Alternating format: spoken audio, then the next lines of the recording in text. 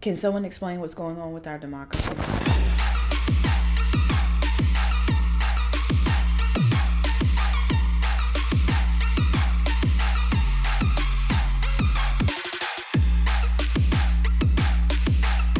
What's up, guys? Welcome back to another episode of the Marquita Show podcast, a podcast where I talk about everything from politics to pop culture and everything in between.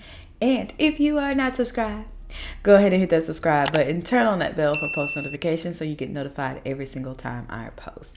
So, we have been dealing with the 2020 presidential election. It is now Saturday. Election was on Tuesday, and we still have no results of our election. So that brings me to ask, what have we learned from this catastrophe, from this apocalyptic, atrocious thing that we're dealing with when it comes to our election? There's several things that we can learn from this so that it doesn't happen again, because I feel like our election system is compromised regardless of if there's proof of fraud or not. I think people are now questioning the validity of our elections. One thing we've learned from this election is how the media interferes and displays their bias. I have never, during any election that I observed, seen the media be so involved and so one-sided. And it's just so obvious, at least for the people on the right, it's obvious that there's a bias. It was clearly more negative coverage for Trump and positive coverage for Joe Biden. The media is supposed to be unbiased, or at least that's what we're told, but it was far from it. The media played a huge role up until the election and continuing after the election. They're biased. They're not reporting on some of the issues that people are having with voter fraud. They're automatically writing it off as, oh, it's a lie, whether or not they've investigated or not. I think that's atrocious. The media should not be involved. You should report the facts. You should report what's going on. But we all know that the media, for some reason in this election, has become very involved, and they're very one-sided. So something that we've learned is that the media needs to stay out of it. They're interfering with elections. We were so worried about Russia, but what about our U.S. media interfering? It's a sad situation. Not only is the media interfering, social media, big tech companies, and I know you probably heard that a lot, they're censoring conservative people. I've witnessed this myself. People were saying that my posts couldn't be shared. I would share something pertaining to Trump. I was more pro-Trump than anti-Biden.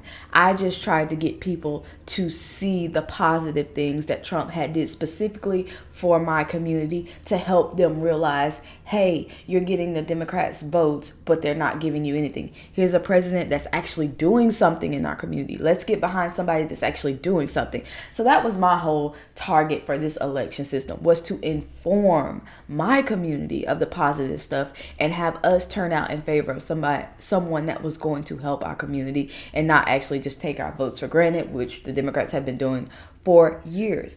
But social media decided to censor conservatives. It was amazing, the stuff the left could put out, the lies that the left could put out, the lies that the left could run with, whereas conservative or people on the right were being censored. I think Candace Owens, she filed a lawsuit against some fact checkers who were censoring her stuff. And it's just beyond me, the level of involvement from media and social media trying to paint a certain picture or trying to force their bias on the world. So another thing, social media needs to stay out. If you're going to stay in the middle, don't censor a group of people. Either censor all or censor none. Don't be biased. That is interfering with the election. That is interfering with people's perception. Another thing we've learned is that our system is susceptible to voter fraud. Whether you believe it or not, we've seen in this election that our system, it is possible, whether you think so or not, that it is susceptible to voter fraud. There's issues going on in Wisconsin. There's issues going in Georgia. Notice that the majority of issues are going on in swing states. The biggest one I've seen today is Michigan. There's a guy, I will link his video below, but he literally has a roll of dead people. He checked it against the Michigan's voter registration website. They were registered, they requested ballots, ballots were sent, and they were received back. So who did that? I think they told him their reasoning behind that was that it was a clerical error and they were caught. But he has thousands of names to go through. And they're all popping up the same thing. And I can speak for it because I chose a name for myself and I checked about, I think 3 or 4. But then later on I checked a few more and they all came out the same. And that should be investigated. That lets you know that our system is susceptible. It is clear in this election that our system needs to be reformed. That leads me to my last point. Our system of elections, of voting, is clearly outdated. Now, I'm not for big government. I never have been. I don't want the government interfering in our lives. But this election is something that an election in general is just important, and I feel like it should be handled with care, and there should be one system across the board when it comes to national elections. Local elections handled on the local level. National elections should be handled on the national level, so there's no discrepancy. I know there should be one standard. Now, this is my opinion, not trying to force, but I'm just saying, to counteract that fraud, to fix this broken system, I feel like some reform needs to be implemented. And like I said, a national election should be handled on a national level. There shouldn't be no, we live in a tech age, and I feel like paper is outdated. We barely have any books.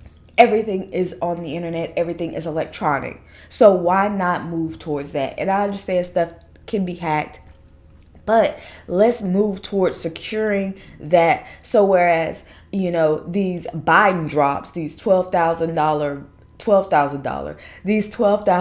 vote Biden drops won't be happening.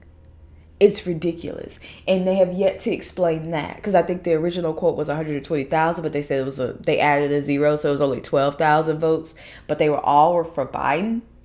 That shouldn't be happening. So in the end, we've definitely learned a lot from this election. For sure, there needs to be reform in our system. A national election should be handled nationally. Local procedure. No problem with that. But this is too important to have people interfering. And I've always said, not always said, but I said in the beginning that this was some conspiracy by several big groups of people. Not only is it just, the Democrats, the media played a role, social media played a role, several organizations played a role. It's just that a broken system, and the 2020 election made it clear that it needs to be fixed. But as always, guys, I want to know your opinion. What have you learned from this election? Do you think it's a broken system? Do you think there's room for reform? Or do you think that it's fine the way it is and that everybody's just kind of like blowing this out of proportion and buying one fair and square? Let me know in the comments. But as always, guys, one tribe, one vibe. Deuces.